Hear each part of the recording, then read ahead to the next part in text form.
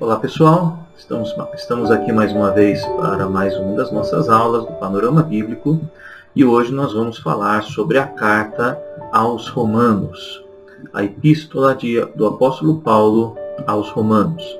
Essa carta foi escrita à igreja que ficava na cidade de Roma, capital do Império Romano, o maior império do mundo na época e provavelmente um dos maiores que já existiram na face da Terra. É incontestável a autoria do apóstolo Paulo nessa carta e nós sabemos que mais do que ninguém, mais do que nenhum outro apóstolo, nenhum outro cristão da época difundiu tanto o evangelho naqueles dias como o apóstolo Paulo. Ele foi o responsável pela maior parte da expansão da igreja e do cristianismo na sua época, na época do Império Romano. Ele fez 3 grandes viagens missionárias ao longo de toda a costa do Mediterrâneo, pregando o evangelho incansavelmente a judeus e principalmente a gentios. Tanto que procuraram matar Paulo, procuraram prendê-lo, para poder impedir essa propagação do evangelho.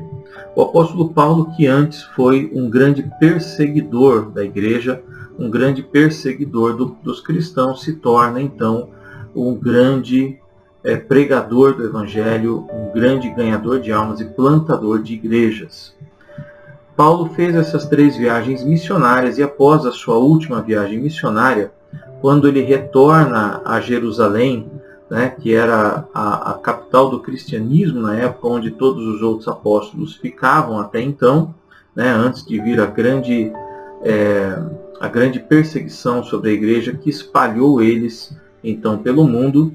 Paulo retorna ali para conversar ali novamente com os líderes da igreja e ali ele é falsamente acusado pelos judeus. Atos capítulo 21 relata essa história. E ele é brutalmente espancado por uma multidão de judeus enraivecidos e preso então pelos soldados romanos. Ele fica ali então preso por um tempo, 1 ou 2 anos mais ou menos, e ele passa ali pelo julgamento de 2 governadores romanos, Félix e Festo, e também pelo rei Herodes Agripa. Eles não encontram nenhum crime em Paulo, não encontram nada para acusá-lo, mas a pressão dos judeus era muito forte e fez com que Paulo fosse mantido então sob a guarda romana, aprisionado ali em Jerusalém. Então, após esse período de mais ou menos 2 anos, o apóstolo Paulo faz uso dos seus direitos de cidadão romano e apela ao imperador César em Roma para ser definitivamente julgado. César então era o Supremo Tribunal da época. Após uma viagem terrível, catastrófica para Roma, onde ele sofre um naufrágio, após 14 dias de uma terrível tempestade, que relata ali, Atos capítulo 27, que eles ficam 14 dias sem ver a luz do sol. Eles naufragam, Paulo e o navio onde ele estava, um navio carregando muitos prisioneiros perigosos, inclusive, com soldados romanos. Eles naufragam em Malta, uma pequena ilha ali no Mediterrâneo. E sobrevivem, pela palavra profética ali do apóstolo Paulo. Deus revela a ele que ninguém ia se perder e Paulo intercede ao Senhor por todos os que estão ali. Ninguém se perde, ninguém morre, ninguém foge, e eles estão ali em Malta, e Paulo ali é picado por uma serpente na frente de todos, mas não acontece nada com ele. Milagrosamente ele não sofre mal nenhum, e ele usa isso então para pregar o evangelho ali em Malta. Dali então ele segue em viagem para Roma, onde após o julgamento dele, ele é então liberto. Esse trecho a Bíblia não relata no trecho onde ele chega a Roma, e após isso não há relato bíblico, porém há relatos históricos que dizem que o apóstolo Paulo foi solto, foi liberto, e ele então vai evangelizar na Espanha, como ele havia então mencionado já o seu desejo de fazer isso na carta aos Romanos. Ele vai até a Espanha, evangeliza, planta uma igreja na Espanha e retorna para Roma, onde ele é martirizado, onde ele é executado pelo então imperador Nero. E é o que a tradição histórica diz, né? Dos pais da igreja, documentos históricos relatam isso. Então é bastante aceita essa versão. Paulo escreve a Epístola aos Romanos quando ele está em Corinto, quando ele está ali na igreja de Corinto, na cidade de Corinto, conforme indicam as referências que ele faz ali a Febe, em Romanos capítulo 16, Gaio e Erasto, 3 pessoas ali da igreja de Corinto.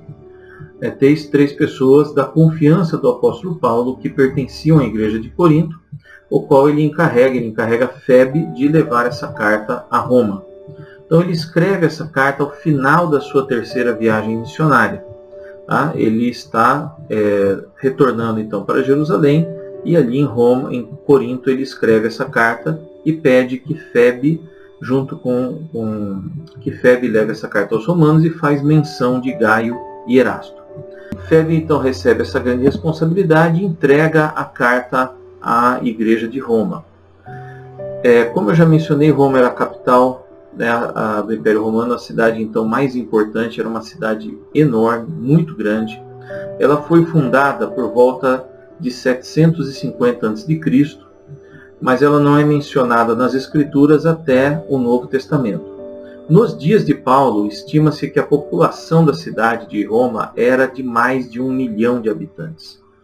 Imagine isso, né? Há 2.000 anos, mais de 2.000 anos atrás. Isso é uma coisa impensável. Era uma cidade realmente fantástica, muito grande, ostentando muita riqueza, muito luxo, construções suntuosas, palácios, vários palácios, um circo, né, uma arena onde se apresentavam espetáculos, o Coliseu, que é como se fosse um grande estádio, né, para a época, e até para os dias de hoje. Eles tinham piscinas públicas para banhos públicos, com águas termais, e eles tinham água canalizada, eles tinham esgoto, uma coisa realmente fantástica, né, para a época. Porém, tudo isso escondia também uma periferia muito pobre, miserável mesmo, muitos bairros miseráveis, que era formado por escravos e servos que serviam aos romanos ali ricos, né? A maioria da população então de Roma era formada por escravos e servos. É provável que a igreja de Roma tenha sido fundada por alguns dos convertidos no dia de Pentecostes. Então, como vocês podem lembrar, muitos judeus de vários lugares do mundo e com certeza de Roma estavam lá no templo no dia de Pentecostes, quando o Espírito Santo desceu, e de maneira milagrosa, ali, sobrenatural, os apóstolos falavam em línguas e as pessoas entendiam na sua língua natal, né? Então tinham ali romanos que foram evangelizados dessa maneira, quando Pedro prega então o evangelho ali, e ele prega na sua língua e ele é entendido pelos outros na sua língua natal, e muita gente, 3.000 pessoas se convertem ali, e romanos se converteram ali, judeus romanos se converteram, e quando retornam para Roma, plantam então a igreja de Roma. Isso é muito provável e muito aceito que foi dessa forma que nasceu a igreja de Roma. Paulo deixa claro no capítulo 1, né, verso 13 de Romanos, que ele tinha muito desejo de ir para Roma, visitar a igreja lá, os cristãos, e edificá-los e pregar o evangelho e mostrar o poder do evangelho àquela igreja. Por um milagre, da providência de Deus, a impossibilidade de Paulo visitar Roma deu então a nós e ao mundo e à igreja essa maravilhosa carta que é a carta aos Romanos. Essa carta ela é extremamente densa teologicamente, é extremamente densa também na revelação do Evangelho de Cristo que ela traz. É uma explanação do Evangelho que não há comparação em nenhum outro lugar da Bíblia. Ela é realmente incrível e nós vamos ver isso um pouco mais para frente. O principal propósito de Paulo, quando ele escreveu a Epístola aos Romanos, era ensinar as verdades do Evangelho a respeito da graça para os cristãos que nunca haviam recebido instrução apostólica, que eram os cristãos da Igreja de Roma. Então ele quer explanar isso, ensinar isso, trazer essa revelação a eles, sobre a verdade do Evangelho e da graça de Deus. Diferente então das outras cartas que ele escreve, por exemplo, 1 e 2 Coríntios e Gálatas, a razão pela qual Paulo escreve não foi corrigir uma teologia incorreta, como nós vamos ver depois em Coríntios e Gálatas. Uma teologia judaizante, uma teologia legalista, ou distorcida por problemas, por pecados morais e etc. Não é esse o caso, Aqui em Roma não há esse problema, então Paulo ele traz simplesmente uma explanação do verdadeiro Evangelho e da graça de Deus.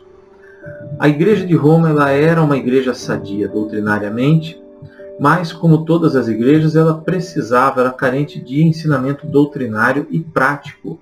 E é isso que Paulo faz nessa carta aos Romanos. Essa carta ela também apresenta à igreja, na qual ele nunca havia estado, algumas questões pessoais de Paulo. Então ele coloca ali algumas razões pelas quais ele desejava visitá-los. Então ele esclarece para eles, para uma igreja que não o conhecia, que nunca o havia recebido. Ele diz então no capítulo 1 que ele quer ir até lá para edificar os cristãos daquela igreja, para pregar o Evangelho, ganhar vidas, e para conhecer então pessoalmente os cristãos romanos de quem ele apenas ouvia falar. Ele também esperava que a igreja de Roma pudesse dar algo em contrapartida a ele. Ele esperava que a igreja de Roma o encorajasse no ministério, como ele deixa claro no verso 12 do capítulo 1 e no verso 32 também do capítulo 15. E que ela também o conhecesse mais para que orasse melhor por ele. Paulo ele dá muito peso à intercessão das igrejas às quais ele visita e trabalha. Ele realmente acredita no poder da oração da igreja, e nós devemos acreditar também nisso e entender que a oração da igreja é realmente poderosa para impulsionar o ministério e o reino de Deus. E também ele pede uma ajuda ministerial para que ele pudesse ir para a Espanha.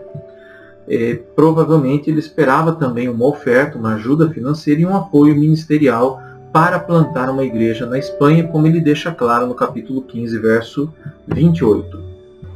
Essa epístola, então, ela tem um valor teológico muito grande. O ensino teológico dela é realmente incrível e, em contrapartida, ela contém muito pouco material histórico. Fala muito pouco da história da igreja de Roma e também muito pouco da história de Paulo. Em geral, ela tem muito pouco conteúdo histórico. Paulo ele usa muitos personagens do Antigo Testamento para ilustrar o seu ensinamento para a igreja de Roma, porque provavelmente era uma igreja que era ainda de muitos judeus. Paulo era o principal apóstolo para os gentios e ele é que tinha esse ministério de ganhar muitos gentios. Como ele ainda não havia estado em Roma, é muito provável que essa igreja tinha muitos poucos gentios, ou talvez nenhum, mas era uma igreja então de judeus que conheciam muito bem o Antigo Testamento e precisavam conhecer melhor os evangelhos. Então ele usa muitos personagens do Antigo Testamento. Ele fala de Abraão no capítulo 4, ele fala de Davi também no capítulo 4, ele fala de Adão no capítulo 5, de Sara no capítulo 9, Rebeca no capítulo 9, fala também de Esaú e Jacó e até mesmo de Faraó no capítulo 9 da sua carta aos Romanos.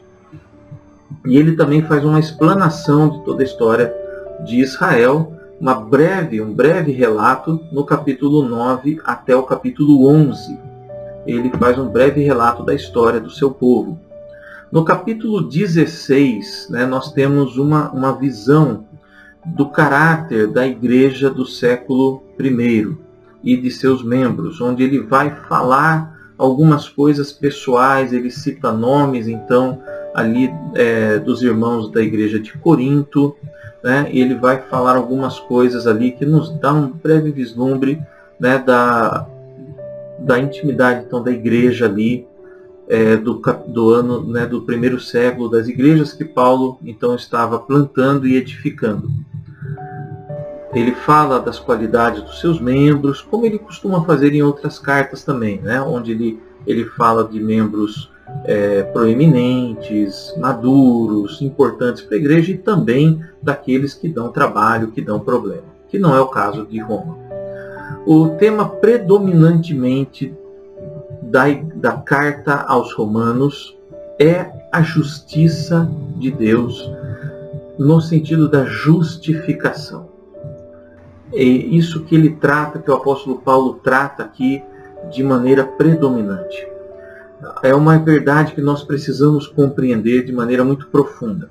Essa verdade gloriosa de que o Senhor Jesus justifica os nossos pecados, justifica os pecados da humanidade, os pecadores.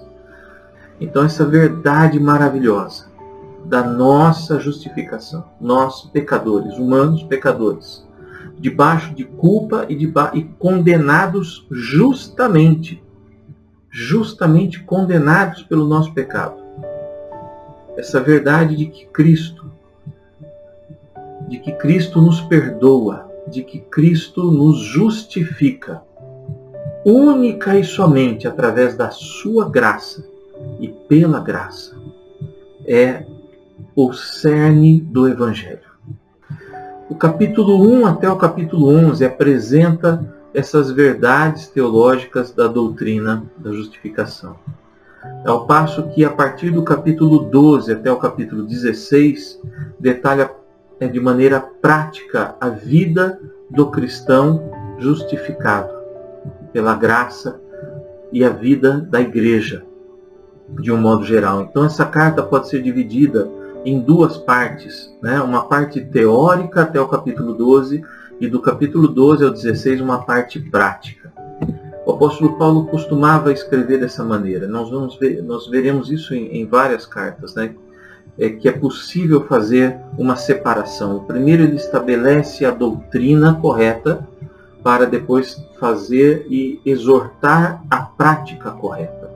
Então, alguns temas que nós podemos ver aqui na carta aos Romanos são os princípios da liderança espiritual, capítulo 1, do verso 8 ao 15, a ira de Deus contra a humanidade pecadora, do capítulo 1 também, do verso 18 ao 32, onde Deus vai falar que todo ser humano é indesculpável, porque ele se revela através da natureza. Então ele vai falar da revelação natural de Deus, da revelação através da criação no âmbito geral e da lei moral no coração de cada um.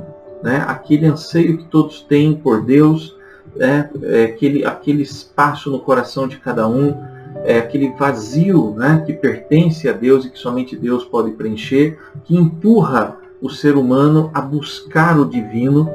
Então essa lei moral no coração do ser humano, esse anseio e essa possibilidade do ser humano de realizar o bem apesar de estar corrompido pelo pecado. É o resquício da imagem de Deus no ser humano, e essa revelação de Deus através da própria criação, isso torna o ser humano indesculpável diante de Deus. Por isso todos estão condenados.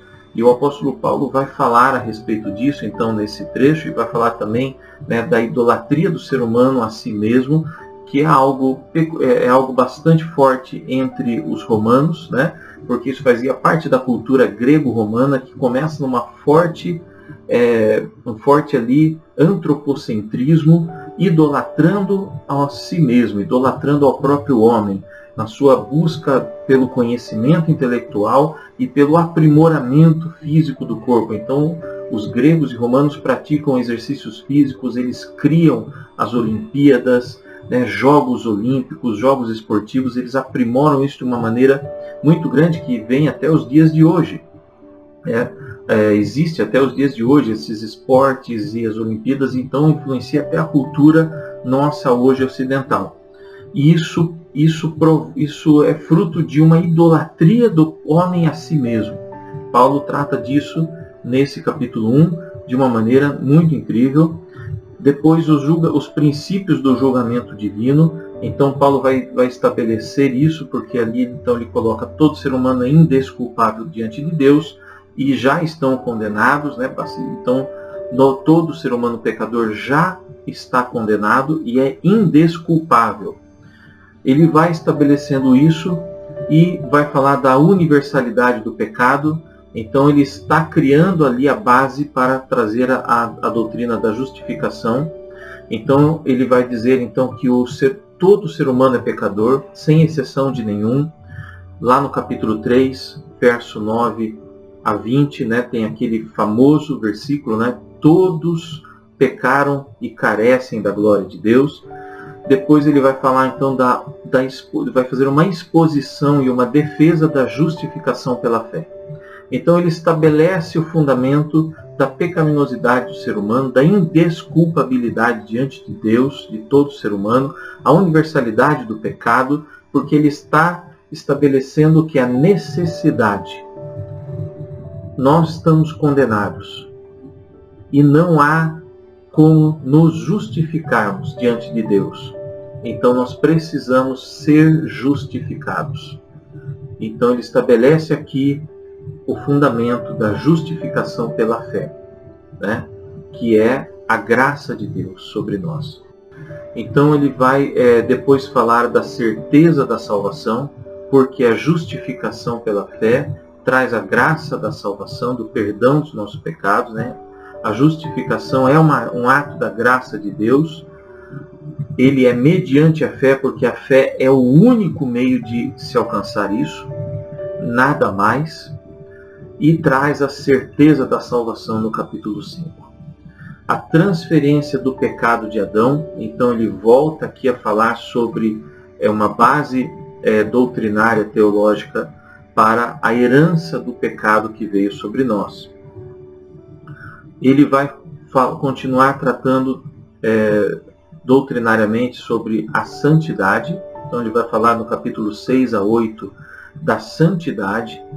Então, pelo Espírito Santo em nós, o Espírito de Cristo, nós podemos alcançar a santidade. Nós somos santificados, nós somos santificados, porque a justificação nos santifica. No capítulo 7 é onde aquele texto famoso que ele fala, maldito homem, miserável homem que sou, o bem que eu quero fazer não faço, o mal que eu não quero fazer muitas vezes me pego fazendo.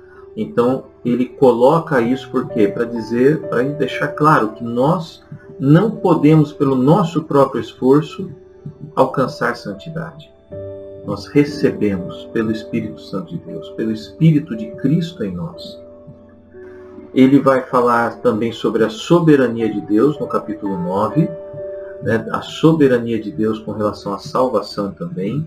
Então nós temos aqui de novo aquele dualismo, é pela fé, exige um ato de fé do ser humano, nosso, mas também é uma ação soberana de Deus. Como juntar isso, como casar isso? É pela fé, queridos, não há como fazer isso. A Bíblia mostra esses dois aspectos, a soberania de Deus e a necessidade de um ato de fé do ser humano. Como se junta isso é um mistério que só vamos entender quando estivermos com o Senhor na glória. Mas nós precisamos crer que há sim a soberania de Deus, mas há também um ato de fé da nossa parte. O plano de Deus para Israel no capítulo 11, então ele vai tratar sobre Israel, o papel de Israel dentro do plano da salvação para a humanidade, os dons espirituais e a prática também de uma vida piedosa, devotada a Deus, no capítulo 12. Então ele já está entrando num aspecto da vida cristã mais prática, né? Então nós já compreendemos que somos pecadores, já entendemos a necessidade de sermos justificados por Cristo Jesus, recebemos essa justificação dele, um ato de graça, da graça dele, mediante uma resposta de fé nossa à oferta da justificação que ele nos faz. E então temos o Espírito Santo que nos habita, né? Lembramos que ele fala então também do Espírito de adoção, né? Que o Espírito Santo é o Espírito de adoção que nos permite sermos filhos de Deus e chamar Deus de Pai. Tá? E então ele nos santifica, nos purifica para nos reconectar a ele, nos reconciliar com ele. Então agora vem trazendo a parte prática, dons espirituais e a prática da piedade, de uma vida devotada a Deus, de uma vida dedicada ao Senhor, uma vida santa. A responsabilidade do cristão para com os seus governantes, a questão da honra às autoridades, né? Os cristãos de Roma estão cercados por autoridades pagãs, pecaminosas, né? Homens pagãos que adoram a muitos deuses, que adoram a si próprios, que praticam orgias e têm uma vida muito depravada, mas são autoridade. Então, como o cristão deve se comportar, né, numa sociedade dessa maneira, debaixo de autoridades que desonram, que ofendem a Deus pela sua vida de pecado. Então ele estabelece ali que eles deveriam honrar, porque ele ensina o princípio da autoridade. Toda autoridade vem de Deus, a fonte primária da autoridade é Deus, que delega a homens que exercem essa autoridade sobre outros. Os princípios também da liberdade cristã, que é uma liberdade espiritual, mas que deve estar submisso também às autoridades, como ele acaba de citar. Então nós temos todos esses temas tratados no livro de Romanos e poderíamos gastar muito tempo falando sobre isso, mas não é o nosso propósito. Nós queremos uma visão abrangente, né? Não vamos nos aprofundar e tratar em detalhes para podermos continuar tendo uma visão panorâmica. Dentro de todos esses temas, né, doutrinários que citamos, vamos destacar alguns que consideramos os mais importantes, que é a pecaminosidade do homem. Então, o pecado que separa o ser humano de Deus, né, e somente Jesus Cristo pode reconciliar Deus e homem. Então, o Paulo trata isso lá no começo da carta, a universalidade do pecado, todos pecaram, né, a indesculpabilidade diante de Deus de todos os pecadores por causa da revelação natural e da revelação, né, no coração do homem, da lei moral no coração do homem, que também revela Deus. Então Paulo estabelece isso: todos somos pecadores, todos os seres humanos, e todos somos indesculpáveis. Mas se somos indesculpáveis, então como podemos nos reconciliar com Deus? Não podemos nós, mas Ele pode nos reconciliar com Ele mesmo através da justificação. Precisamos então ser justificados para podermos nos relacionar com Deus. A justificação pela fé, então, é uma outra doutrina fundamental, que é a libertação completa do ser humano pecador, do juízo e da escravidão do pecado. O juízo justo exercido por Deus sobre nós, culpados, indesculpáveis e condenados justamente. Então, a libertação completa desse juízo e da escravidão do pecado. Porque como escravos do pecado, não temos opção de não pecar, a não ser através de Cristo Jesus, nos justificando e nos libertando. Então, isso vem somente mediante a fé em Jesus Cristo, em resposta a esse ato gratuito, gracioso de Cristo para conosco, nos oferecendo a justificação conquistada por Ele na cruz do Calvário. A justificação, essa palavra, ela é uma palavra que vem dos tribunais romanos. né? Lembrando que o sistema jurídico dos romanos era o mais avançado da época, né? Eles tinham longos tratados, né, filosóficos a respeito, né, da democracia, da república, a respeito de justiça, né, do sistema judiciário. Então isso era bastante avançado. Eles tinham tribunais bem organizados e avançados, tanto é que o apóstolo Paulo apela, né, ao Supremo Tribunal deles, que era o próprio imperador romano. Então é uma palavra que vem dos tribunais romanos. Paulo usa essa palavra para explicar aos romanos que estavam acostumados com esse sistema da corte jurídica, né, os efeitos da morte de Jesus para aqueles que creem em Jesus Cristo, no seu sacrifício, que era tornar justo, né, aqueles que eram injustos diante de Deus e já estavam condenados. Então Cristo, ele nos declara justo e aceitáveis pelo seu sacrifício. E o seu sacrifício foi simplesmente tomar o nosso lugar na execução dessa condenação, que é a morte. Porque o apóstolo Paulo fala no capítulo 3, o salário do pecado é a morte. Então, Jesus Cristo tomou sobre si a condenação que era para nós, foi executada a pena sobre ele, ele então sofreu a nossa condenação para que nós pudéssemos ser livres através desse ato dele, substituindo-nos na cruz do Calvário, substituindo-nos no sofrimento, na sua morte.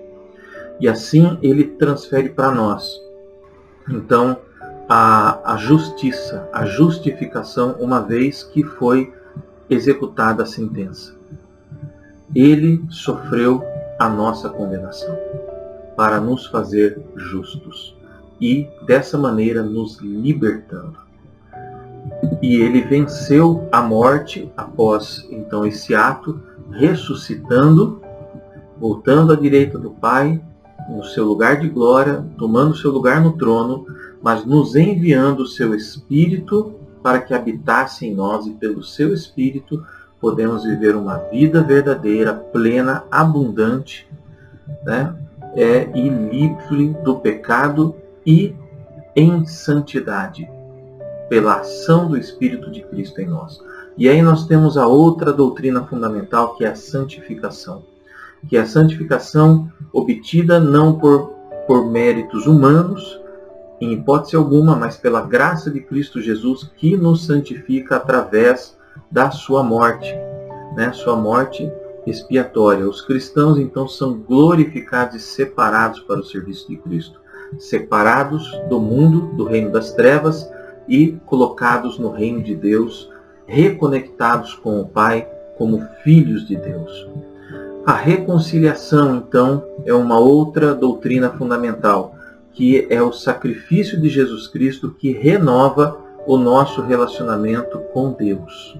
Através da sua morte somos justificados, somos santificados e então podemos nos relacionar com Deus, porque como estamos justos e santificados, Ele nos reconcilia, nos torna agora, nós que éramos inimigos, Deus nos torna seus amigos e mais do que isso, seus filhos. Aleluia! Isso é maravilhoso. Alguns versículos fundamentais, importantes, que separamos de Romanos. Pois todos pecaram e não alcançam o padrão da glória de Deus, mas Ele, em sua graça, nos declara justos por meio de Cristo Jesus, que nos resgatou do castigo por nossos pecados. Romanos 3, 23 e 24. Quando Adão pecou, o pecado entrou no mundo, e com ele a morte, que se estendeu a todos, porque todos pecaram. A universalidade do pecado. Romanos 5:12. Pois o salário do pecado é a morte, mas a dádiva de Deus é a vida eterna em Cristo Jesus, nosso Senhor. Romanos 6:23. Não deixem que o mal os vença, mas vençam o mal praticando o bem. Romanos 12:21, onde o apóstolo Paulo começa a falar da prática da vida cristã. O caráter de Deus, né, expresso em Romanos tem muitos aspectos, Nós temos aqui um Deus acessível, né, pelo sacrifício de Cristo Jesus. Nós temos um Deus eterno, perdoador, glorioso, bom, incorruptível, né, santo, justo, paciente, longânimo, amoroso, misericordioso, poderoso. Desde o capítulo 1, o apóstolo Paulo fala do poder de Deus, que é fiel, né, cumprindo suas promessas, que é providente porque provê a nossa justiça, provê a nossa santidade, é reconciliador porque nos faz seus filhos, é insondável, né, porque não se pode conhecê-lo completamente, sábio e também se ira. Mais uma vez aqui então o aspecto da ira, né, a ira de Deus contra o pecado, né, e condenando os pecadores que não creem nele. Então fala da condenação, fala da justiça justa, devida, da ira, mas fala também do amor, da reconciliação, da afiliação, que é muito lindo. Vamos ver algumas palavras que aparecem muito aqui em Romanos, vamos estudá-las um pouco mais de perto. Justificação, né? Como eu já mencionei, esse termo que aparece muito. Em grego, essa palavra é a dikaioses, que aparece lá no capítulo 4, no capítulo 5 e em outros lugares. É um derivado do verbo grego dikaio, que significa absolver ou declarar justo, né? Então ele é usado por Paulo aqui em Romanos, mas vai aparecer em outros lugares também. É um termo jurídico relacionado a um veredito favorável num julgamento, né? Tornando justo aquele que era réu de condenação. E essa palavra ela retrata o cenário do tribunal, usando, né, ali a ligação dos romanos com o tribunal romano, mas num tribunal onde Deus é o juiz, onde determina a fidelidade de cada pessoa à sua lei. Na primeira seção de Romanos, Paulo deixa claro que ninguém é justo, a universalidade do pecado. A lei ela não foi dada para justificar pecadores. Paulo também esclarece isso na primeira parte da carta. Mas a lei serve para expor o pecado. Então a lei não é para justificar, não é para santificar. A lei é para apontar o pecado, é para fazer com que nós tenhamos consciência do pecado. Então a lei, na verdade, ela condena. Para remediar essa situação horrível do ser humano, condenado pelo seu pecado e tendo o seu pecado apontado pela lei, né, tornado indesculpável, Deus ele envia o seu Filho para morrer por nossos pecados no nosso lugar, nos substituindo na cruz, como eu já mencionei. E quando nós cremos então em Jesus, Deus nos transmite a sua justiça e nós somos então declarados justos diante dele. Tudo isso é de Deus para nós. E então Deus demonstra que ele é tanto o juiz justo como aquele que também declara justo os pecadores, né? Ele é o nosso justificador. Então, ele é o juiz que condena o pecado e vai condenar o pecador também que não crer nele. Mas ele também é aquele juiz justo que justifica também, né? E justifica aqueles que têm uma resposta de fé à sua oferta de graça. Glória a Deus. Deus é maravilhoso. A reconciliação é um outro termo grego que é interessante. Nós vemos que Paulo trata muito aqui, que é a palavra katalage, que aparece lá no capítulo 5, capítulo 11 e em outros lugares. Em essência, significa mudar ou trocar. Então, nesse contexto aqui, vai tratar do relacionamento com Deus, porque nós estávamos condenados, injustos, condenados pela lei, né? Éramos inimigos de Deus, então. Mas ele, pela justificação, ele muda, ele troca, né, o status do nosso relacionamento com ele e nos torna amigos e nos torna filhos. Então essa palavra ela traz essa compreensão, né? Essa reconciliação. No grego então tem mais esse sentido literal de trocar, de mudar o nosso status para com Deus.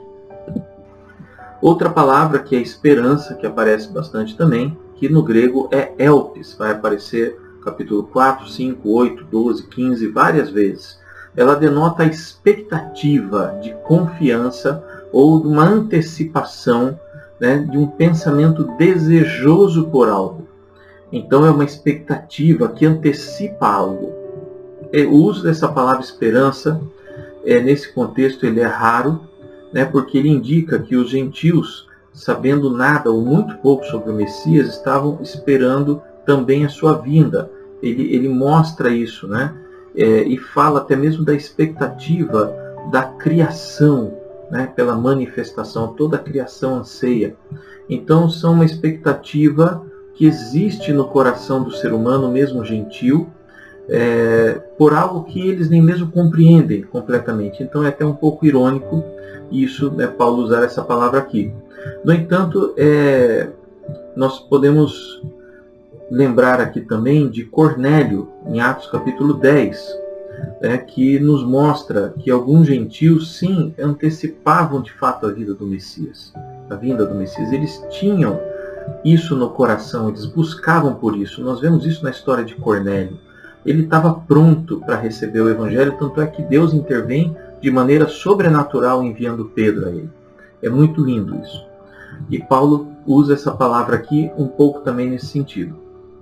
Jesus, ele então não foi enviado apenas para a salvação de judeus, mas também dos gentios, e esse é o principal ministério do apóstolo Paulo, então ele entende muito bem isso.